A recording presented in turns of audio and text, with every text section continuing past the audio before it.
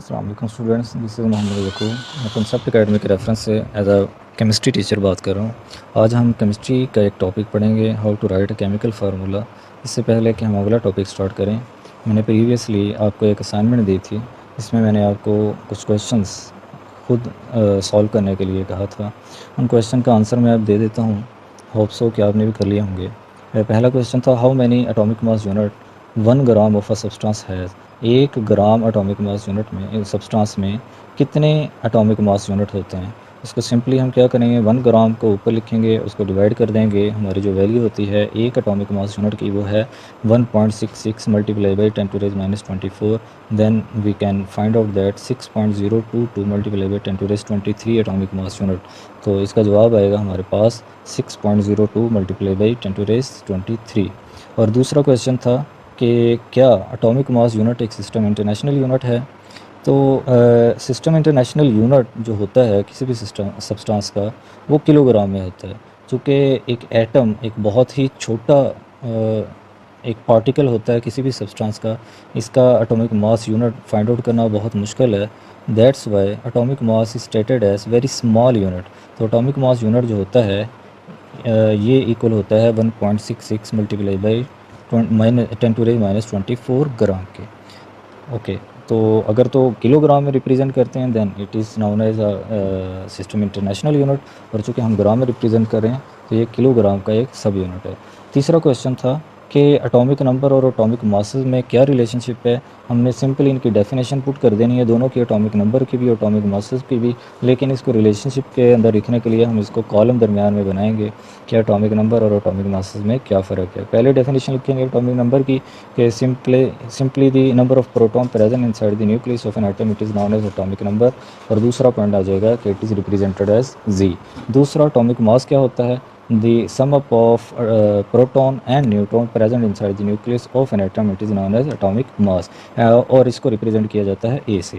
चौथा क्वेश्चन था, relative atomic मास क्या है। रिलेटिव एटॉमिक मास की डेफिनेशन हमने पहले पढ़ी हुई है कि average mass of the atom of that element as compare to the 1/12 the mass of one atom of carbon 12 isotope.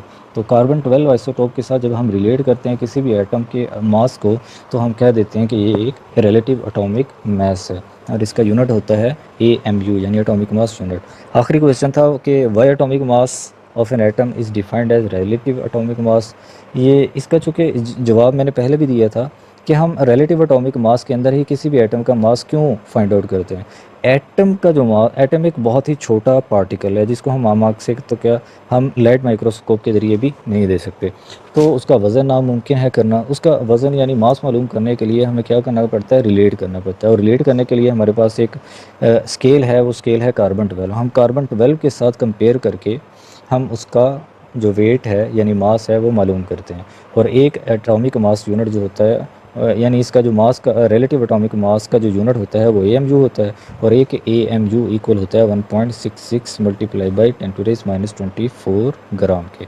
उसके बाद आज का टॉपिक हम स्टार्ट करते हैं कि how to write a chemical formula. हम केमिकल फार्मूला को कैसे लिखते हैं। केमिकल फार्मूला को लिखने के लिए एलिमेंट्स की रिप्रेजेंटेशन होती है, एलिमेंट्स को लिखा जाता है यके बाद दीगरे के। लेकिन उस केमिकल फार्मूला को लिखने के कुछ स्टेप्स हैं, कुछ कवायद ज़वाबित हैं। वो कौन कौन सा कवायद ज़वाबित है। सबसे पहला तो ये कि उनके सिंबल हम लिखेंगे और उन सिंबल में जो पॉजिटिव आयन होगा उसको पहले लिखेंगे और जो नेगेटिव आयन होगा उसको बाद में लिखेंगे। जैसे सोडियम क्लोराइड है, सोडियम पॉजिटिव आयन है और क्लोराइड आयन नेगेटिव आयन है, तो हम पॉजिटिव यानी सोडियम को पहले और क्लोराइड आयन को बाद में लिखेंगे। और दूसरा पॉइंट है कि हर एक की जो वैलेंसी होगी, अगर वो आयनिक कंडीशन में है तो उसकी वैलेंसी एक टॉप कॉर्नर के ऊपर राइट साइड पर लिखेंगे। राइट साइड पर टॉप कॉर्नर पर लिखेंगे जितनी भी वैलेंसी, चाहे वो पॉजिटिव में है चाहे वो नेगेटिव में है। ओके, और जो तीसरा है वो दूसरे टॉप स्टेप्स के साथ बड़ा मैच करता है कि जितनी भी वैलेंसी उनकी होगी उसको हम लोअर राइट कॉर्नर के बॉटम में लिख देंगे और क्रॉस एक्सचेंज करेंगे। यानी सोडियम का जो पॉजिटिव है वो क्लोराइड आयन के राइट बॉटम में आ जाएगा और जो क्लोराइड आयन का अपर कॉर्नर के ऊपर राइट साइड पे जो चार्ज है वो सोडियम के लोअर साइड के राइट साइड पर आ जाएगा। इसी तरह दूसरी एग्जांपल में जैसे यहाँ पर आपको क्लियरली वाज़ेह होगा कि कैल्शियम आयन की 2+ वैलेंसी है। इसको जब हम क्रॉस एक्सचेंज करेंगे तो ये क्लोराइड आयन के राइट साइड के बॉटम में आ जाएगा, जिसका नतीजा निकलेगा कि क्लोराइड आयन टू यानी कैल्शियम को 2 क्लोराइड आयन दरकार होंगे अपनी सेटिस्फेक्शन के लिए, यानी एक फार्मूला बनाने के लिए कैल्शियम को 2 आउटर मोस्ट शेल के अंदर इलेक्ट्रॉन की ज़रूरत है, जो कि 2 क्लोराइड आयन उसको प्रोवाइड करेंगे, और इस तरह केमिकल फार्मूला की जो बैलेंस्ड कंडीशन है वो हमें फाइंड आउट हो जाएगी। चौथा जो अहम पॉइंट है उसके अंदर केमिकल फार्मूला लिखने के लिए जो केमिकल फार्मूला लिखेंगे उसके अंदर वैलेंसी सेम अगर है तो उसके अंदर offset are not written in the chemical formula, उसके अंदर हम कोई भी उसकी ऑफसेट नहीं लिखेंगे। But if they are different they are indicated as such at the same position, like in case of sodium chloride उनकी दोनों की वैलेंसी सेम है तो वो ऑफसेट हो जाएगी। लेकिन जो कैल्शियम क्लोराइड है उसकी चूँकि क्लोराइड आयन के 2 आयन उसके अंदर समाएंगे तब जाकर कैल्शियम की जो वैलेंसी है वो पूरी होगी, इसलिए इसको हम ऑफसेट नहीं करेंगे, यानी कि हम बिल्कुल ऐसे ही आसान की सिंपलेस्ट फॉर्म में इसको नहीं लिखेंगे। आखिरी पॉइंट है कि अगर आयन का जो कॉम्बिनेशन है 2 या 2 से ज़्यादा किस्म का हो तो उसको रेडिकल कहेंगे। यानी जैसे सल्फेट है, इसके ऊपर 2 प्लस चार्ज है, इसके अंदर 2 एटम है, 2 या 2 से ज़्यादा एटम का मजमू है, सल्फेट है या फास्फेट है, देन हम उसके ऊपर जो नेट चार्ज रिप्रेजेंट हो रहा है उस रेडिकल की वैलेंसी कहलाएगा वो। और साथ ही साथ रेडिकल क्या होता है ये आगे डेफिनेशन आएगी उसके अंदर मैं आपको बताऊंगा। The chemical formula of such compound is written as explained in the third and fourth point. जैसे थर्ड और फोर्थ पॉइंट के अंदर हमने कहा उसी की रिप्रेजेंटेशन के लिहाज से हम उसको लिखेंगे। सिंपली अगर रेडिकल भी कोई मौजूद है उसको भी हम इसी रूल को फॉलो करते हुए लिखेंगे। लेकिन अगर रेडिकल की फॉर्म में है तो फिर उसके साथ साथ हम उसकी पैरेंथेसिस भी लिखेंगे, यानी उसको हम एक इन्वर्टेड ब्रैकेट्स के अंदर लिखकर उसकी जो वैलेंसी होगी उसको बाहर लिख देंगे। जैसे कि एलुमिनियम सल्फेट थ्राइस है, ये थ्राइस उसको हम बाहर लिखेंगे, and that of the calcium phosphate is calcium phosphate twice. Okay, ये तो हो गया कि हम केमिकल फार्मूला को कैसे लिखेंगे। उसके बाद केमिकल फार्मूला लिखने के लिए हमारे पास 2 मोस्ट इम्पोर्टेंट चीज़ों की ज़रूरत होगी। वो एक तो ये कि सिंपलेस्ट रेशो कौन सी होती है उसकी, और दूसरा उसके अंदर टोटल नंबर ऑफ़ एटम्स क्या होते हैं। अगर सिंपलेस्ट होल नंबर रेशो की बात करूँ तो उस फार्मूले को हम एम्पिरिकल फार्मूला कहते हैं कि simplest whole number ratio of atom present in a compound it is known as empirical formula. Empirical formula के अंदर कंपोजिशन जो होगी वो एक्सप्लेन होगी सिंपल एग्जांपल के ज़रिए। कौन सी एग्जांपल है, यहाँ पर सिलिकॉन डाइऑक्साइड की एग्जांपल ले लेते हैं। डाइऑक्साइड का मतलब 2 ऑक्सीजन यहाँ पे यूज़ हो रहे हैं, लेकिन सिलिकॉन कितने यूज़ हैं, 1 यूज़ हो रहे हैं, तो इसकी जो रेशो होगी वो 1:2 की रेशो होगी। इसी तरह अगर हमारे पास ग्लूकोज़ है, ग्लूकोज़ के अंदर कार्बन होता है, हाइड्रोजन होता है और ऑक्सीजन होता है। इसका जो एम्पिरिकल फार्मूला है वो CH2O है, तो इसकी जो रेशो होगी वो 1:1 की रेशो होगी। आगे हम इसका फार्मूला यूनिट देख लेते हैं कि फार्मूला यूनिट क्या होता है। फार्मूला यूनिट की डेफिनेशन है simplest whole number ratio of ions are present in the ionic compound. अगर एक आयनिक कंपाउंड के अंदर सिंपलेस्ट रेशो है आयंस की तो उसको हम फार्मूला यूनिट कहेंगे। एग्जांपल के तौर पर अगर आपके पास सोडियम क्लोराइड है, सोडियम और क्लोराइड आयन अलग-अलग एक आयन है, तो it's empirical formula is sodium chloride. Similarly formula unit of the potassium bromide is KBr, which is also known its empirical formula. Okay, formula unit के बाद अगली बारी आती है मॉलिक्यूलर फार्मूला की। मॉलिक्यूलर फार्मूला के अंदर हम एक्चुअल नंबर ऑफ़ एटम्स को देखते हैं। हमने एम्पिरिकल फार्मूला के अंदर हमने एक्चुअल नंबर ऑफ़ एटम्स को नहीं देखा था, सिंपली होल नंबर रेशो को देखा था। लेकिन इसके अंदर टोटल एक्चुअली में कितने एटम्स इन्वॉल्व हैं केमिकल फार्मूला बनाने के लिए, उसको हम मॉलिक्यूलर फार्मूला कहते हैं। डेफिनेशन में ये कहता है actual number of atom of each element, हर एलिमेंट के जो नंबर ऑफ़ एटम्स हैं present in a molecule of that compound, this is known as molecular formula. Molecular formula is equal to the empirical formula. यहाँ पर जो n है इस फार्मूले के अंदर लिखा हुआ ये कुछ भी हो सकता है, और ये n की जो वैल्यू है ये हम फाइंड आउट करते हैं मुख्तलिफ प्रोसीजर के ज़रिए। For example molecular formula of benzene है C6H6। पीछे हमने इसका जो पढ़ा था एम्पिरिकल फार्मूला वो CH था, which is derived from the empirical formula CH where the value of n is 6। यहाँ पर n की वैल्यू जो आ जाएगी वो 6 आ जाएगी। इसी तरह पीछे हमने ग्लूकोज़ की जो एग्जांपल ली थी उसमें भी उसकी जो n की वैल्यू होगी वो 6 होगी।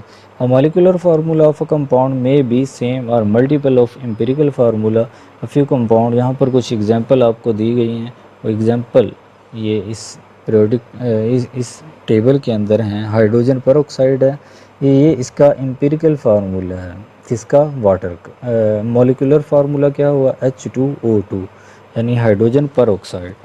अगर आपके पास बेंजीन है, उसका एम्पिरिकल फार्मूला CH होगा और उसका मॉलिक्यूलर फार्मूला C6H6 होगा।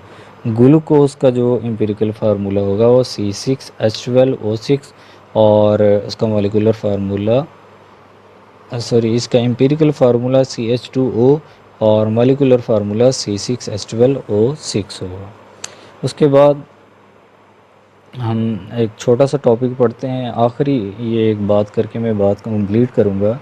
मॉलिक्यूलर मास और फार्मूला मास में क्या डिफरेंस है। Sum of atomic masses of all the atom present in one molecule of a molecular substance. आपके पास एक मॉलिक्यूलर सब्सटेंस है, उसके अंदर जितने भी एटम्स हैं उन सभी का जो मास का सम है उसको कहते हैं मॉलिक्यूलर मास। एग्जाम्पल के तौर पर मॉलिक्यूलर मास अगर हमने क्लोरीन का फाइंड आउट करना है, वो Cl2 की फॉर्म में है, then it is 71.0 atomic mass unit. और अगर वाटर का मालूम करें तो H2O है। ये कैसे पता चला कि इसका 18 है और क्लोरीन का 71 है। चूँकि क्लोरीन का 35 पॉइंट समथिंग है, तो ये अकॉर्डिंग टू अगर हम क्लोरीन के यहाँ पर दो एटम है क्लोरीन के, इसलिए 35.5 and 35.5 then it is equal to the 75। और इसी तरह यहाँ पर H2O हाइड्रोजन का जो एक का एटॉमिक मास है वो 1 है, तो यहाँ पर 2 हाइड्रोजन है, दैट्स वाई इट बिकम्स 2। और ऑक्सीजन का जो एटॉमिक मास है वो 16 होता है, तो 16 + 2 इज़ इक्वल टू 18। इसका एटॉमिक मास यूनिट हो जाएगा 18। यहाँ पर एक एग्जांपल देख लेते हैं कि वो कहता है कि नाइट्रिक एसिड यानी HNO3 का मॉलिक्यूलर मास मालूम करें। तो हमें पहले पता होना चाहिए कि हर एक एटम का एटॉमिक मास एक्चुअली में होता कितना है। हाइड्रोजन का एटॉमिक मास 1 होता है, नाइट्रोजन का 14 होता है, ऑक्सीजन का 16 होता है। तो मॉलिक्यूलर फार्मूला हमारे पास HNO3 है, हाइड्रोजन का 1 आ गया, प्लस किया, हमारे पास एक ही नाइट्रोजन है, उसके 14 आ जाएंगे, और ऑक्सीजन के 3 हैं, तो 3 को 16 के साथ मल्टीप्लाई करके हमारे पास 48 आ जाएगा। देन इन तीनों को हम प्लस कर देंगे, प्लस करके हमारे पास इसका जो मॉलिक्यूलर मास होगा वो 63 एटॉमिक मास यूनिट हो जाएगा। फार्मूला मास कैसे मालूम करते हैं, in such cases sum of atomic masses of all the atom present in one formula unit of a substance. अगर एक फार्मूला के अंदर मौजूद तमाम के तमाम एटॉमिक मासेस का सम जो होगा वो फार्मूला मास होगा। एग्जांपल में वो दे देता है, आपके पास है कि सोडियम क्लोराइड का जो फार्मूला मास है वो 58.5 एटॉमिक मास है, and that of the calcium carbonate is 100 atomic mass unit. ये कैसे निकाला, बिल्कुल सेम यही वाला मेथड है जो हम मॉलिक्यूलर मास मालूम करने के लिए फाइंड आउट करते हैं। एग्जांपल फिर भी इसकी देख लेते हैं कि हमारे पास एटॉमिक मास है पोटाशियम का। ये एग्जांपल दे दे, पोटाशियम सल्फेट का हमने फार्मूला मास मालूम करना है। तो पोटाशियम सल्फेट के अंदर पोटाशियम का जो मास है वो 39 है, सल्फ़र का 32 है, ऑक्सीजन का 16 है, फार्मूला यूनिट क्या है, K2SO4 है। तो यहाँ पर K यानी पोटाशियम के जो एटम है वो 2 हैं, इसलिए इसको 2 के साथ मल्टीप्लाई करेंगे, प्लस सल्फ़र एक ही है, उसका सिंपली 31 आ जाएगा। और जो ऑक्सीजन है चूँकि इसके 4 एटम है, इसको हम 4 के साथ मल्टीप्लाई कर देंगे। मल्टीप्लिकेशन के बाद इन तीनों का सम अप जो होगा वो हमारे पास 174 एटॉमिक मास यूनिट हो जाएगा। अगली लेक्चर से पहले ये वाली आपके लिए असाइनमेंट है, होप सो कि आप बच्चे कर रहे होंगे घर में बैठे। अगर ना हुआ तो अगले लेक्चर में मैं कोशिश करूँगा कि आपको इसका आंसर दे दूँ। Thank you very much.